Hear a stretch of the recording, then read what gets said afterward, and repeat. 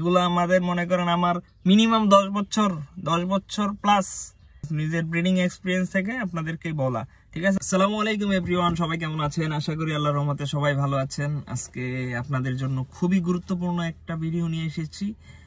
বিশেষ করে কবুতরের এখন ব্রিডিং সিজন চলতেছে।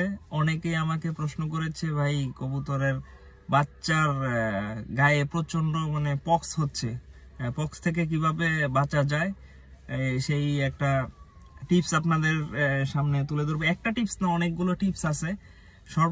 সব থেকে প্রধান আপনারা ফলো করবেন ব্রিডিং সিজনে, ব্রিডিং এ দেওয়ার আগে কবুতরগুলাকে সালমোনেলা কোর্স করে নেবেন। যে প্যারেন্টস গুলাকে মাস্ট বি সালমোনেলা কোর্স করে, ক্রিমি কোর্স করে দেন আপনারা কবুতরগুলাকে ব্রিডিং এ বসাবেন।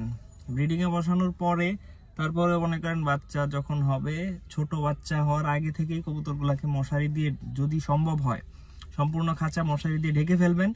আর যদি এটা সম্ভব না হয়, ধরেন আমার অনেক বড় বড় খাঁচা, আমার খাঁচা এক একটা 5 তলা, ঠিক আছে, ওই এত বড় খাঁচা আমার দ্বারা সম্ভব হয় না। তবে চেষ্টা করলে অসম্ভব কোনো কিছু না। 3 সাইডে হয়তো ট্রিপাল বা ফুল সাইডে দিয়ে করে দেওয়া যাবে, কিন্তু এটা একটু পেরা হয়ে যায়, কারণ আমি মশারি দেই না পুরো এত বড় খাঁচাতে। তো আমি যেটা করি, আমার কবুতরের রুমে কয়েল জ্বালাইতাম। কয়েলে খুব একটা কাজ হয় না, আর কবুতরের ক্ষতি হওয়ার সম্ভাবনা থাকে। এখন আমি যেটা করতেছি, এটা হলো আপনারা যে বিভিন্ন ধরনের মুদির দোকানে পাবেন নেপথালিনটা আমি বোতলে ছোট ছোট করে ফোঁটা করে, বেশ কিছু ফোঁটা করে, যেদিকে বাচ্চা, বিশেষ করে যেদিকে বাচ্চার পাশে, বিশেষ করে এতটুকু বাচ্চা হয়ে গেলে, যেগুলা কবুতরের নিচ থেকে একটু বের হয়ে যাবে, কর্প মিল খাওয়ানো শেষ হয়ে যায়, আপনারা চেষ্টা করবেন ওই বাচ্চাগুলার এখানে সাথে বাচ্চাগুলার পাশে যদি বোতলের মধ্যে নেপথালিন গুলা 5-6টা করে রাইখা ঝুলায় রাখেন, তো ওর আশেপাশে মশা আসবে না। আমার রুমে দেখা গেছে 6-7টা ঝুলানো আছে। আমার রুমে আলহামদুলিল্লাহ কোনো মশা নাই। কয়েকজন এসে আমার বাসায় এসে প্র্যাকটিক্যালি দেখে গেছে যে কোনো মশা নাই। আমি এখন কয়েল জ্বালাচ্ছি না, কোনো কিছু করতেছি না। তারপরেও যদি আপনাদের কবুতরের বাচ্চার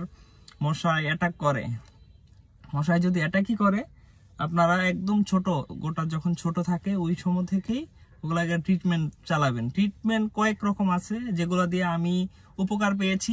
14 সালে ওই সময়কার বসন্ত হইলে ওগুলোর ট্রিটমেন্ট দিতাম হলো, দেখা গেছে একটু ছিলে, আমরা যে হারপিকটা ব্যবহার করি বাথরুমে, অনেক হয়তো কিরকম ভাবতে পারেন, কিন্তু ওই হারপিক আমি ইউজ করতাম। গোটাটা একটু টান দিয়ে ছিলে এর মধ্যে হারপিকটা লাগিয়ে দিতাম, এতে মনে করেন ঠিক হয়ে যাইতো। ওইটাই অ্যাসিডের মতো হয়তো কাজ করতো, জায়গাটা পুড়ে যাইতো। অ্যাকচুয়ালি যে কথা, জায়গাটা পুড়ে যাইতো, ওইখানে আর বসন্তটা আর বাড়তো না।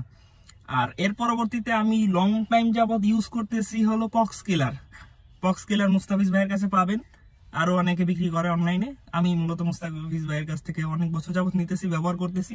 কিন্তু পক্স কিলারটা হয়তো কবুতরটা যখন গোটা ছিলে আপনি এটা দিবেন, এটা ইনস্ট্যান্ট কাজ করে। সকালে দিলে দেখবেন বিকালে জায়গাটা একদম শুকায় আছে, ঠিক আছে, খুব দ্রুত কাজ করে পক্স কিলারটা দিলে হয়তো কবুতরটা একটু ব্যথা পায়।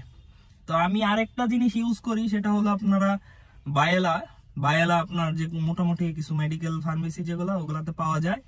ফাঙ্গালি ইনফেকশনে মানুষ ইউজ করে, ঠিক আছে, ওই আঙুলের চিপা চাপায় ঘা, বিভিন্ন ধরনের ঘাতে ইউজ করে। ওই বায়েলাটা ছোট যখন একদম ছোট বসন্ত থাকবে, ওই সময় থেকে আপনি যখন বায়েলাটা লাগাই দিবেন, এই বসন্তটা আর বড় হবে না, কিন্তু শুকাতে একটু সময় নেয়, কিন্তু এইটা বড় হবে না। আর কবুতরটা মনে করেন খুব একটা হয়তো ব্যথা ট্যাথা ইফেক্ট ওইরকম আসবে না। এই দুইটা জিনিস বলবো। আপনারা ব্যাকটোসিন একটা ক্রিম আছে, হিউম্যানের ক্রিম, এতটুকু ছোট, আমি ছবি দিয়ে দিব। ব্যাকটোসিন ক্রিমটাও ইউজ করতে পারেন একদম ছোট থাকতে। বসন্ত যখন ছোট আছে তখন একটু নখ দিয়ে আঁচড় দিয়ে ছিলে জায়গাটা একটু ঘষা দিয়ে এর মধ্যে ব্যাকটোসিন ক্রিমটা লাগিয়ে দিবেন, এতেও রিকভারি হয়।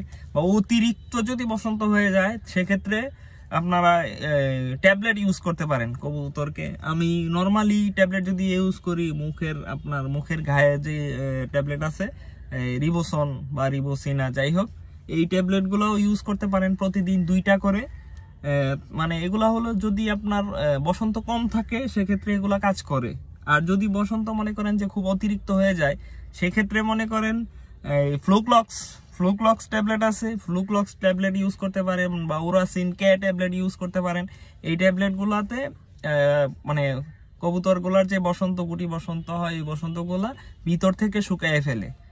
এগুলা মিনিমাম 5 থেকে 7 দিন ইউজ করবেন, ইনশাল্লাহ আশা করি এগুলাতে রিকভারি পাবেন। কবুতরকে সবার আগে চেষ্টা করবেন মশা থেকে প্রোটেকশন করার। তো মশা থেকে প্রোটেকশন করতে পারলে ইনশাল্লাহ খুব একটা বসন্ত হয় না।